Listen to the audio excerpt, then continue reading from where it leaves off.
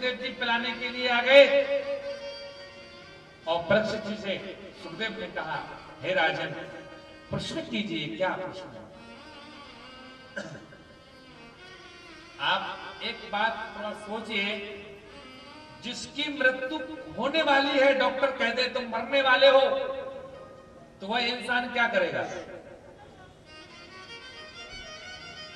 अपनी रजिस्ट्री को उठाएगा बच्चों के नाम पर, अरे खाता देखो भाई, किससे कितना कितना पैसा जाना है, डायरी उठाइए, इससे 5 लाख जाना है, इससे 2 लाख जाना है, लेकिन देना है वो नहीं बताएगा। इससे इतना जाना है, इससे इतना जाना है, ले लेना बेटे, फोन कर दिया। लेकिन परीक्षित जी की मृत्यु है और परीक्षित जी ने प्रश्न किया, तो कितना सुंदर प्रश्न किया है। वरियाने से ते प्रश्ना कृतो लोकहितम नृपा। क्या प्रश्न किया? परीक्षित जी चाहते तो पूछ सकते थे कि मैं मरने वाला हूं, मुझे क्या करना है, बताइए सुखदेव जी। बोले नहीं, कृतो लोकहितम नृपः। परीक्षित जी ने पूछा, जल्दी मरने वाले इंसान को क्या करना चाहिए? सुखदेव जी समझ गए, जल्दी मरने वाले व्यक्ति के लिए भगवान को प्राप्त कर लेना चाहिए और कुछ नहीं करना चाहिए। परीक्षित जी ने पूछा, मैं कैसे करूंगा? बोले, तुम्हारे पास में तो 7 दिन है। राम के परिवार में हुए हैं खटवांग, कहते हैं खटवांग के दीर्घवायु, दीर्घ के अज के दशरथ, दशरथ के नाम हुए थे। खटवांग ने 2 पल में, पलक झपकते में भगवान को प्राप्त कर लिया था। तुम तो 7 दिन है तुम्हारे पास में। अब खटवांग ने कैसे प्राप्त किया भगवान को? भगवान के पास में बैठे थे, सभी राजा बैठे थे। खटवांग ने, भगवान ने कहा, भाई पूछो, क्या पूछना चाहते हो? खटवांग ने कहा, भगवान मैं एक बात पूछना चाहता हूं। भगवान ने कहा, पूछो। बोले, मैं कब मरूंगा? भगवान ने कहा, मत पूछो खटवांग। बोले, नहीं, बताइए मैं कब मरूंगा? भगवान ने कहा, तुम 2 पल में मरने वाले हो। 2 पल सोचो, जिसकी 2 मिनट, पल तो बहुत जल्दी आ जाते हैं, 2 मिनट थोड़ी देर में आते हैं। तो सोचिए, जिसके 2 पल में, 2 मिनट में मृत्यु होने वाली हो, वो क्या करेगा? खटवांग ने कहा, भगवान 2 पल है, 2 पल में मेरी बात सुन लीजिए। आधे पल में मुझे अयोध्या पहुंचाइए, आधे पल में मेरा खजाना खोल दीजिए, और आधे पल में मेरा खजाना गरीबों में बांट दीजिए, और आधे पल में मैं आपका भजन कर लूं, और कुछ नहीं चाहिए। ऐसा ही किया, साक्षात भगवान आगे लेने के लिए उसने अपना सब कुछ समर्पण कर दिया। वो भगवान के नाम में जाएगा। बाद में कथा सुनाई, आगे चल करके सृष्टि का वर्णन हुआ। ब्रह्मा जी ने सृष्टि की। देखिए, अब यहां पर सृष्टि हुई, तो सृष्टि में देखिए कौन कौन सबसे पहले आया, कैसे आया? तो कहते हैं कमल की नाभि, कमल की नाभि से ब्रह्मा जी का प्रादुर्भाव हुआ। कहते हैं समुद्र है, समुद्र की नाभि से कमल आया, कमल की नाभि से ब्रह्मा जी आए। और कहते हैं जब ब्रह्मा जी आए हैं बंधुओं, तो ब्रह्मा जी ने पहले 4 दिशाओं में देखा। अब ब्रह्मा जी ने 4 दिशाओं में देखा। अब ब्रह्मा जी देख रहे हैं, कोई दिख ही नहीं रहा है। जहां जाए वहां जल ही जल, जल ही जल, जल ही जल। बाद में ब्रह्मा जी के लिए 2 बूंद जल गिरा ऊपर से, आवाज आई, तप तप तप, तप करना चाहिए। तप प्रारंभ किया, और जब तप किया तो नारायण भगवान आए, नारायण भगवान आए, नारायण ने, अब भैया ब्रह्मा जी ने कहा, कहिए भगवान क्या आदेश देना चाहते हो? ब्रह्मा जी ने जैसे कहा तो भगवान कहते हैं, बोले कुछ नहीं, सृष्टि का वर्णन करना है, सृष्टि का विस्तार करना है। ब्रह्मा जी बोले कैसे करना है? बोले 2 अक्षर में सृष्टि का पूरा पूरा विस्तार करना है। दो अक्षर में? बोले हाँ, 2 अक्षर में सृष्टि को करना है। तो सबसे पहले सृष्टि में क्या बनाया ब्रह्मा जी ने? माटी। क्या बनाई? मिट्टी, धरती बनाई। कितने अक्षर है माटी में? 2। फिर माटी से बनाया पोता। किसका? माटी का। कितने अक्षर है? जब एक पोता बनाया, यानी कि एक मन शरीर बनाया, पुरुष को बना दिया, स्त्री को बना दिया। अब बोले इस पोते में सब कुछ 2-2 अक्षर डालना है। हमारे शरीर में जितने अंग हैं सब 2 अक्षर के हैं। बाल, सिर, नाक, कान, दांत, जीभ, हाथ, पैर, सब 2 अक्षर के हैं। कान। अब बोले भोजन के लिए आटा, दाल, चावल, जल, भात, सब 2 अक्षर में सृष्टि की। मन नहीं माना ब्रह्मा जी का, अपने शरीर का मंथन किया। और जब शरीर का मंथन किया तो कहते हैं ब्रह्मा जी ने मन से सोचा, तो मन से मरीचि का जन्म हुआ। मन से मरीचि हुए हैं। और कहते हैं इनका विवाह कला के साथ में हुआ था। अत्रि हुए हैं, ये नेत्रों से हुए हैं। इनका विवाह अनुसुईया से हुआ था। अंगिरा मुख से उत्पन्न हुए और इनका विवाह श्रद्धा से किया था। पुलस्त ऋषि हुए हैं, पुलस्त ऋषि कानों से हुए थे, इनका विवाह हविर्भू से हुआ है। और हेतु पुलहा हुए, नाभि से, इनका विवाह गति से हुआ है। क्रतु महाराज हुए हाथ से, ब्रह्मा जी के हाथों से, इनका विवाह योग से हुआ है। महाराज भृगु महाराज हुए, भृगु महाराज त्वचा से हुए, इनका विवाह ख्याति से हुआ। शांति हुए हैं, इनका विवाह महाराज जो अथर्वण ऋषि हुए, इनका विवाह शांति से हुआ है। वशिष्ठ जी प्राण से हुए हैं। दक्ष प्रजापति अंगूठे से निकले हैं और नारद जी गोद से हुए हैं। यहां पर ब्रह्मा जी के 10 संतान हुई सर्वप्रथम। 10 संतान, 9 का विवाह जो हुआ उसमें से 9 का विवाह हुआ, एक नारद जी का विवाह नहीं हुआ। 9 का विवाह कहां हुआ? कहां हुआ? अनुसुईया, जो आपने सुना होगा। जैसे कि कपिल देवहूति, हरिशरण कपिल देवहूति हुए हैं, कथा सुनेंगे कल। तो कपिल महाराज जो आए हैं, देवहूति का विवाह कर्दम जी के साथ में हुआ था। और देवहूति के यहाँ पर 9 कन्याएं हुई थी। तो यहाँ पर कर्दम जी ने अपनी 9 कन्याओं का विवाह ब्रह्मा जी के 9 पुत्रों से कर दिया था। और कर्दम जी के लिए वरदान था कि मैं आपके यहाँ, भगवान ने कहा था पुत्र बन करके आऊंगा, तो भगवान 10वें के रूप में आए थे।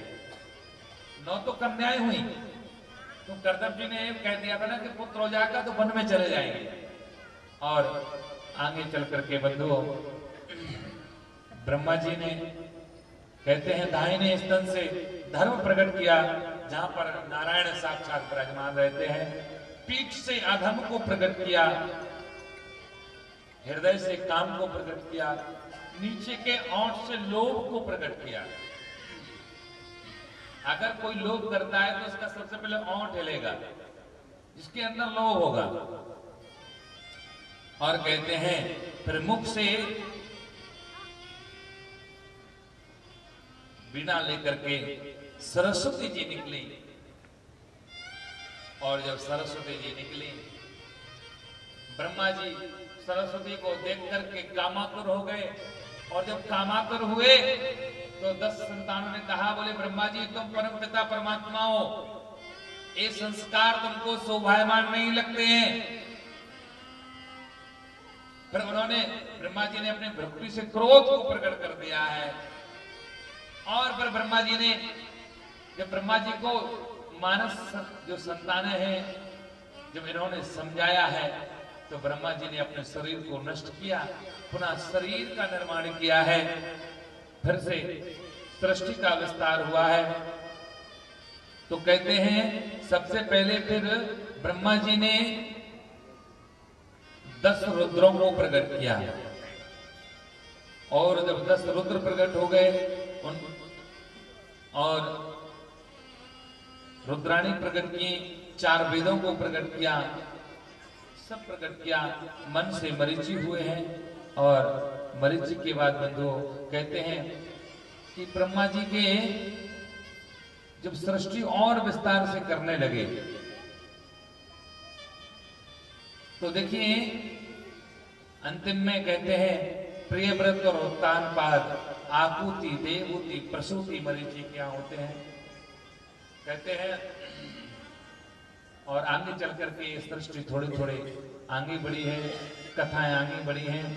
तो कहते हैं सबसे पहले मन और शत्रुपा हुए, और फिर इनके यहां भी हरिशरणम हरिशरणम हरिशरणम, मन और शत्रुपा मैथुन कर्म किया, प्रजा बंटने लगी।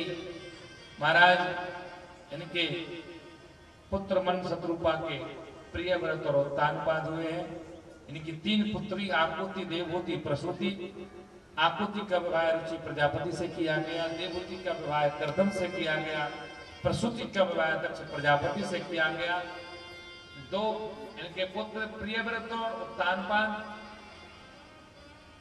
प्रियव्रत ने शादी नहीं की, उत्तानपाद ने विवाह किया सबसे पहले।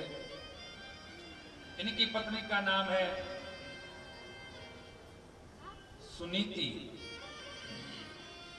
और उत्तानपाद ने जो सुनीति से विवाह किया था, ठीक है, सुनीति का नाम है सुंदर नीति, अच्छी नीति। संतान नहीं हुई, वन में गए, एक वेश्या का संग हुआ, उसका नाम था सुरुचि, जिसकी स्वयं की रुचि है। उसने कहा पहले आप अपनी पत्नी को, पहली पत्नी को बाहर निकालिए, तब मैं आपसे विवाह करूंगी। सुनीति के लिए बाहर निकाल दिया, क्यों? क्योंकि संतान नहीं हुई। उत्तानपाद राजा है, कुछ समय व्यतीत हुआ, सुरुचि भी गर्भवती हुई, सुनीति गर्भवती हुई। सुनीति के यहाँ एक पुत्र का जन्म हुआ, और सुरुचि के यहाँ एक पुत्र का जन्म हुआ।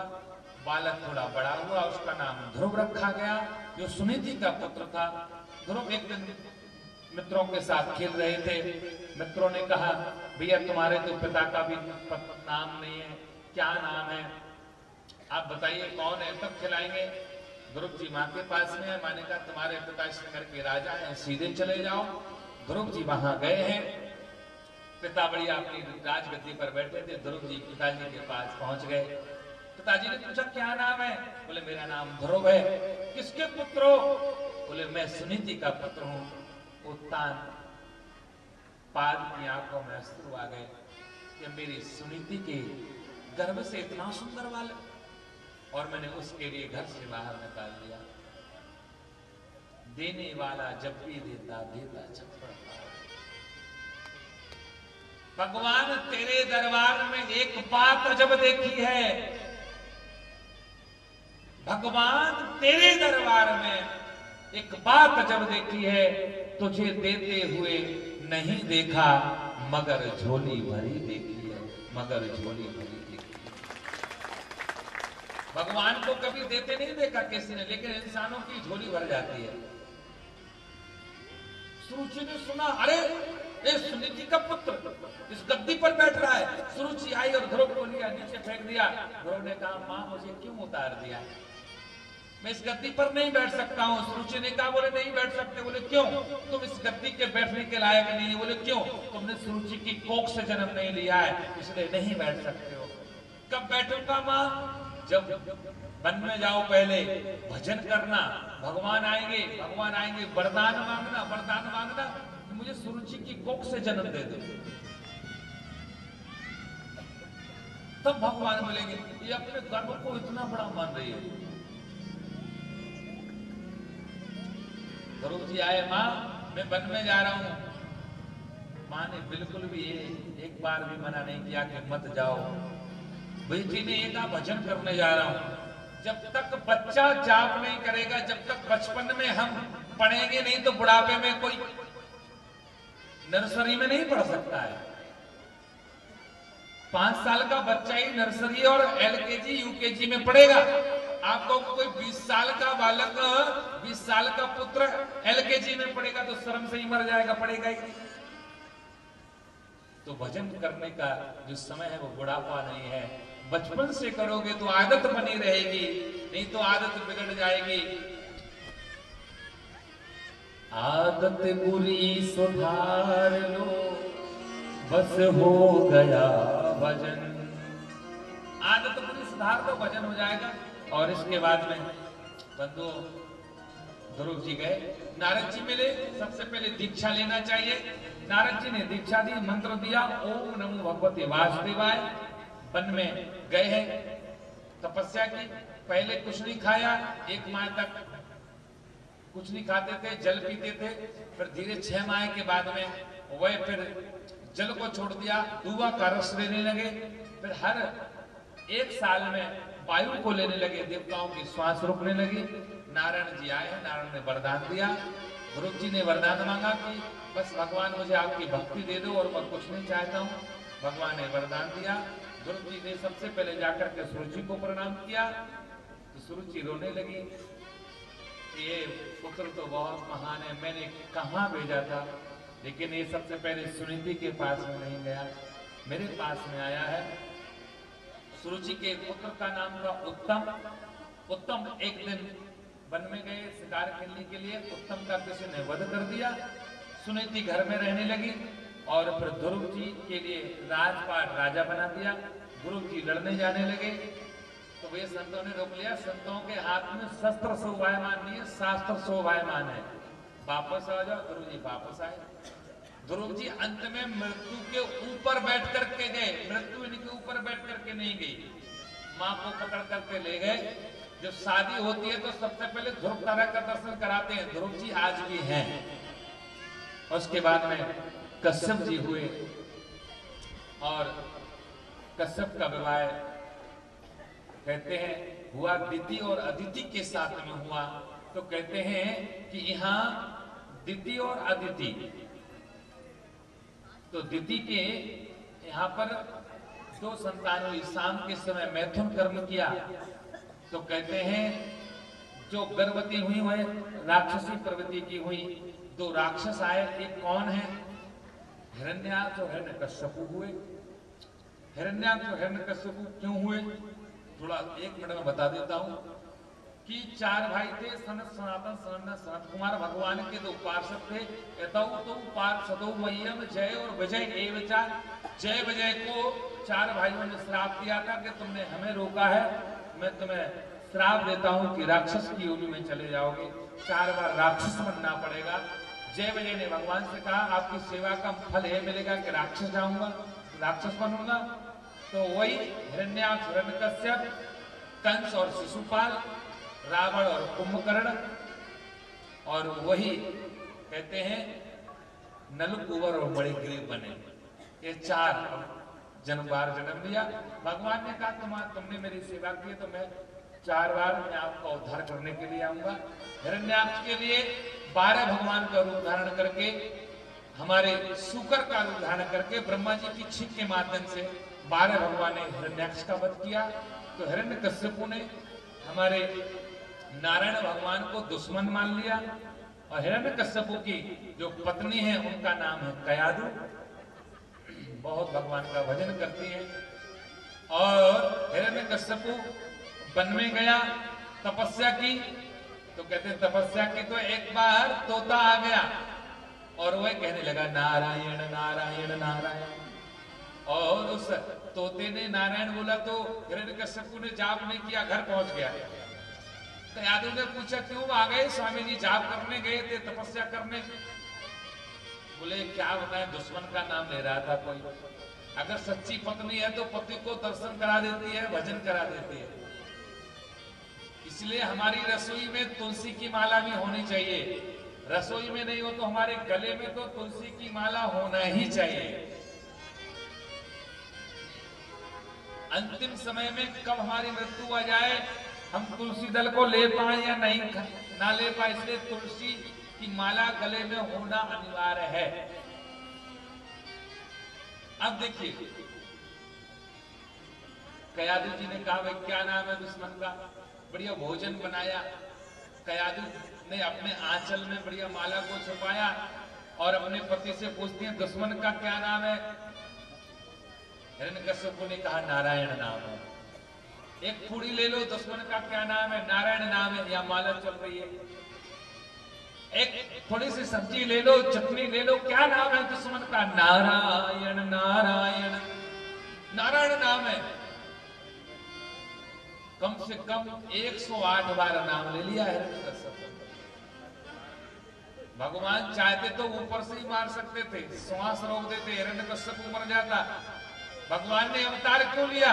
क्योंकि उसने जाप किया है भगवान का, इसलिए भगवान दर्शन देने आए हैं, तो उसने भगवान का नाम लिया। हिरण्यकश्यप ने बाद में कहते हैं तपस्या की ब्रह्मा जी ने आशीर्वाद दिए, न दिन में मरू, ना मैं रात में मरू, ना मैं अंदर मरू, ना मैं बाहर मरू, ना मैं 12 माह में भी ना मरू, ना मैं दिन में मरू, ना मैं रात में मरू, ना मैं अस्त्र से भी ना मरू, ना मैं शस्त्र से भी ना मरू, और ब्रह्मा जी आपकी बनाई हुई सृष्टि से भी ना मरू। ब्रह्मा जी ने कहा तथास्तु, दिया आशीर्वाद। घमंड हो गया, सारे ब्राह्मणों को मानता है, मंदिरों में नारायण की मूर्ति रखी थी सब मिटा दे, अपनी मूर्ति विराजमान करा दे। जहां नारायण स्वाहा बोलते थे, हिरण्यकश्यप स्वाहा बोल रहे हैं ब्राह्मण। इसके यहाँ पर पुत्र हुए, लाद, अनुलाद, सहलाद। कयादू पुर से गर्भवती हुई तो कहते हैं कि ये इंद्र है, कयादू को चुरा करके ले जा रहा था। तो नारद जी ने कहा कहां जा रहे हो? कयादू को लेकर के। बोले कयादू को मार देंगे, क्यों? बोले इसके गर्भ में एक बालक है, वो भी राक्षस बनेगा, देवताओं को परेशान करेगा, कयादू को मार देते। नारद जी ने कहा बोले नहीं, इसके गर्भ में मेरा शिष्य है, मेरा बालक है, उसको आने दो। तो कयादू अपने घर में छिप करके नारायण की तस्वीर रखती थी, पूजा करती थी, भोग लगाते थे, भजन करते थे। इसलिए यहाँ पर प्रहलाद जी का जन्म हुआ है। प्रहलाद जी थोड़े बड़े हुए, प्रहलाद जी भगवान की भजन को करते हैं। प्रहलाद जी के लिए एक विद्यालय में डाला गया, जिसके गुरु शुक्राचार्य के पुत्र संडामर्क थे। वो उल्टा सिखाते थे, प्रहलाद जी सीधा सीखते थे। 9 प्रकार की भक्ति कराई है।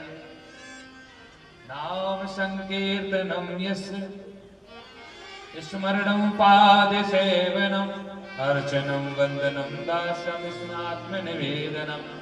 9 प्रकार की भक्ति कराई है, बहुत प्रकार की भक्ति कराई है। कभी सर्पों में डाला, प्रहलाद जी सुरक्षित रहे, गरम गरम तेल में डाला, पुष्प बन गए।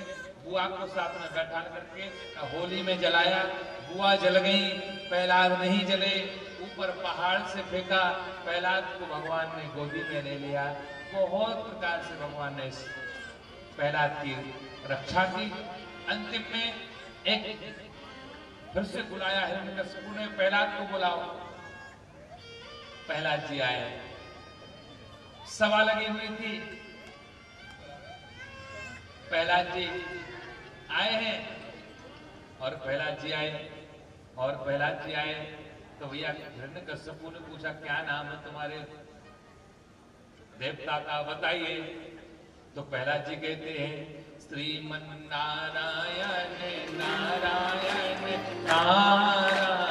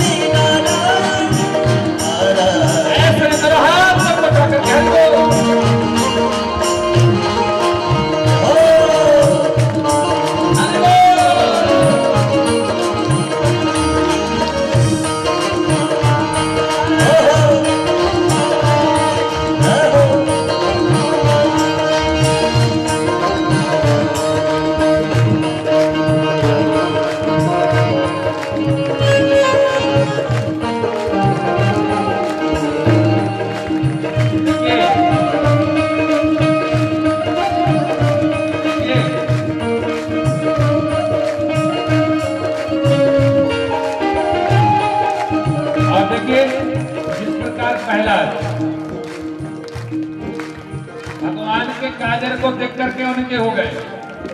तेरा मोहब्बत वाला अखियों में ऐसा डाला, तेरा मोहब्बत वाला अखियों में ऐसा डाला, तेरे लिए मेरी जान आए मैं तेरे कुर्बान।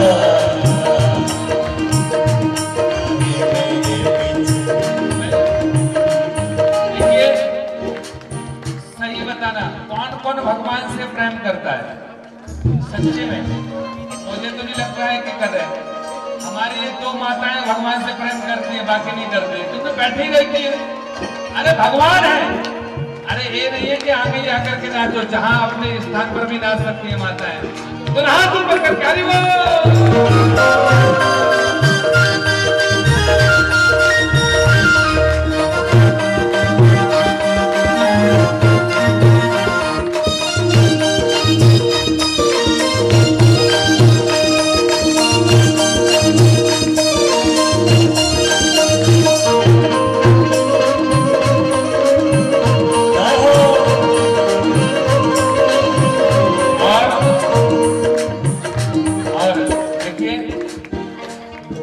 प्रहलाद जी से पूछा क्या नाम है तुम्हारे दुश्मन का?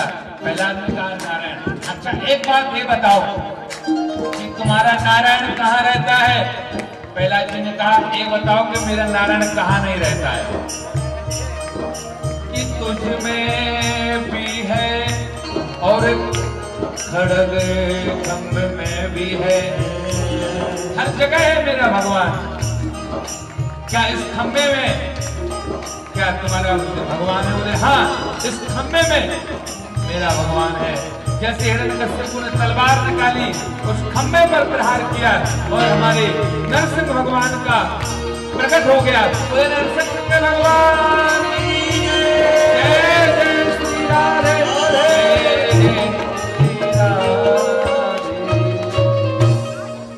भगवान प्रकट हुए। जोर से बोलो नरसिंह भगवान की। नरसिंह भगवान प्रकट हुए हैं। हिरण्यकश्यप और नरसिंह में युद्ध हुआ है और अंतिम में भगवान ने कह दिया, जब अपनी गोदी में हिरण्यकश्यप के लिए लेटा लिया तो यहाँ पर उस हिरण्यकश्यप ने कहा तुम मुझे मार नहीं सकते हो। बोले क्यों? मुझे वरदान है, ना मैं दिन में मरूं ना मैं रात में। भगवान ने कहा कौन सा समय है? बोले शाम का समय है। ना मैं अंदर मरूं ना मैं बाहर। भगवान ने कहा तुम कहाँ हो? बीच में है। अरे 12 माह में भी ना मरूं। भगवान ने कहा इसलिए अलग से 13वां माह बनाया है, पुरुषोत्तम माह। इस बार नवरात्रि यानी कि नवरात्रि वार्षिक नवरात्रि के बाद पुरुषोत्तम माह आएगा, हर 3 साल में आता है। और वरदान है कि ना मैं नारायण ब्रह्मा जी की सृष्टि से भी ना मरूं। नारायण ने कहा ब्रह्मा को मैंने बनाया है, ब्रह्मा ने मुझे नहीं। अस्त्र शस्त्र से भी ना मरूं। भगवान ने कहा देखिए मेरे हाथ में ना तो अस्त्र है और ना शस्त्र है, नाखून है। और भगवान ने हिरण्यकश्यप के पेट पर प्रहार किया, हिरण्यकश्यप का उद्धार हो गया। नरसिंह भगवान की। अब ठीक कल कथा का समय है, कल भगवान का यहाँ कृष्ण जन्मोत्सव है, तो सभी लोग अति संख्या में आएंगे। ऐसा कहते हैं कि जो नरसिंह भगवान की पूजा करती हैं हमारी माता एवं भाई, उनके लिए एक माह पुरुषोत्तम माह का व्रत करने का फल प्राप्त होता है प्रणाम करने से। इसलिए जो भी माताएं नरसिंह भगवान की पूजा करना चाहती हैं कर सकती हैं। कल आपको वामन भगवान की झांकी आपको मिलेगी और राम जन्म होगा और बाद में कृष्ण उत्सव। ये एक भजन। जब से बाकी बिहारी हमारे हुए, गम जमाने के सारे किनारे हुए। जब से बाकी बिहारी हमारे हुए, गम जमाने के सारे किनारे हुए।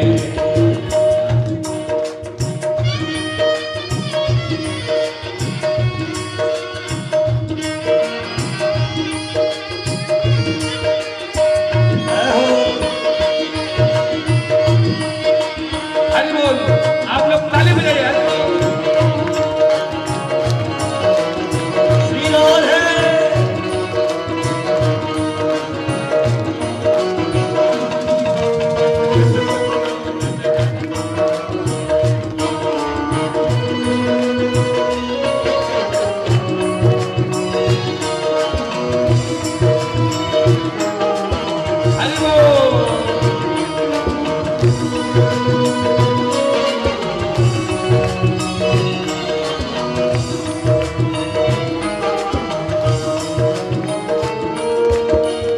अब कहीं देखने की ना फुर्सत नहीं, फुर्सत नहीं है।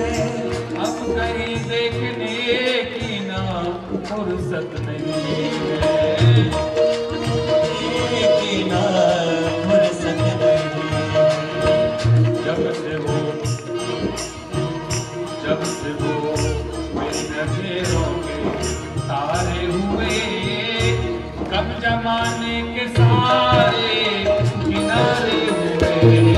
ओ कब जमाने के सारे किनारे हुए। जब से बाकी बिहारी हमारे हुए, कब जमाने के सारे किनारे हुए।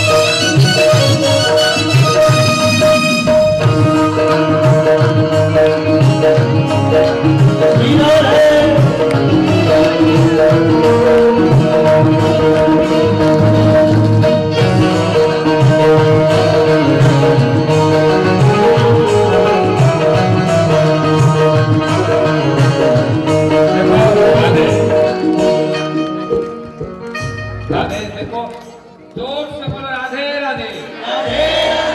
भगवान कल कैसे आएंगे? आप लोग तो उनको बुला ही नहीं रहे, ऐसे थोड़ी आएंगे। कैसे आएंगे? सूखा सूखा हिला रहे हो आप लोग तो। हाँ, कौन कौन बुलाना चाहता है ठाकुर जी को? आज बुलाओगे तो कल आएंगे, नहीं तो कल जन्म नहीं होगा, परसों होगा। अरे बाकी बिहारी की भी तेरा मन रहेगा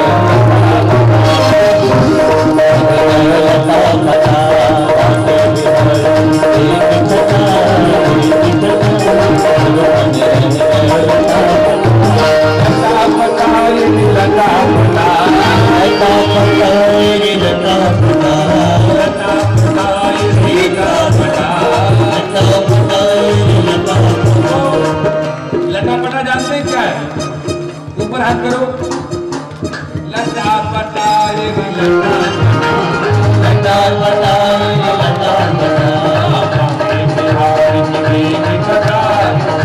लटा अरे मेरा मन रहेगा लटा मेरा मन रहेगा लटा। हाथ पटा कर कह दो।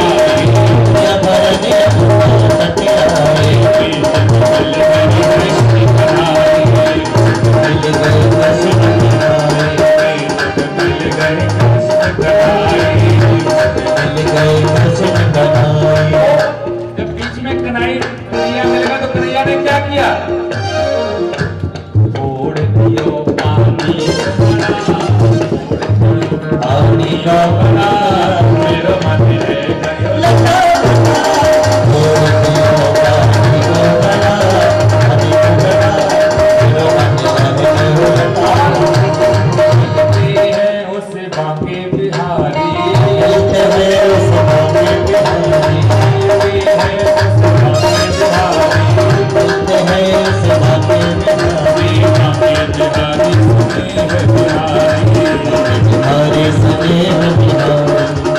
किसको मिलेंगे बांके बिहारी? किसको मिलेंगे? जो नाच के दिखाएगा उसको मिलेंगे। तो हाथ उठाओ, किसको मिलेंगे?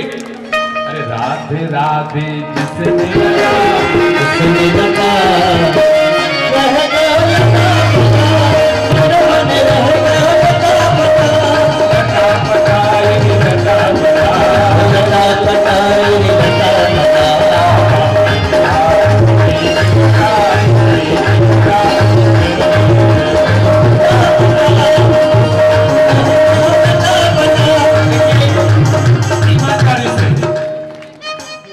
कंस वाले होंगे तो वो भगवान को नहीं बुलाएंगे, और जो कन्हैया के दोस्त हों, कन्हैया के मित्रों, कन्हैया के भक्त हों तो हाथ उड़ा करके अपनी जगह पर जो नाचेगा मैं समझ जाऊंगा एक कन्हैया का भक्त है, जो नाच के नहीं दिखाएगा वो कंस का भक्त है।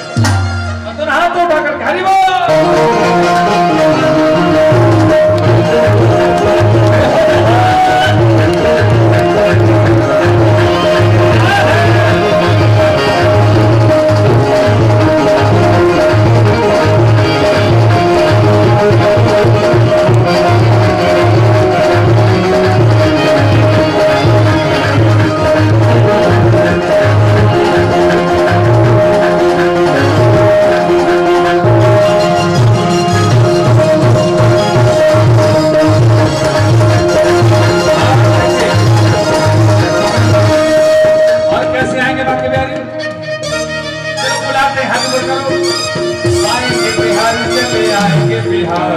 आएंगे बिहारी चले आएंगे बिहारी, आएंगे बिहारी चले आएंगे बिहारी, आएंगे बिहारी चले आएंगे बिहारी।